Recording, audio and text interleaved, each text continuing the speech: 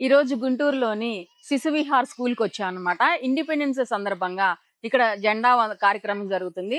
తర్వాత పిల్లలందరికీ పుస్తకాలు, పెన్నులు పంపిణీ కార్యక్రమం కూడా జరుగుతుంది. సరస్వతి శిశు మందిర్ స్కూల్ అనమాట ఇది. ఈ స్కూల్ కట్టించింది కూడా మన క్రేన్ సంస్థల అధినేత గ్రంథి క్రాంతారావు గారు.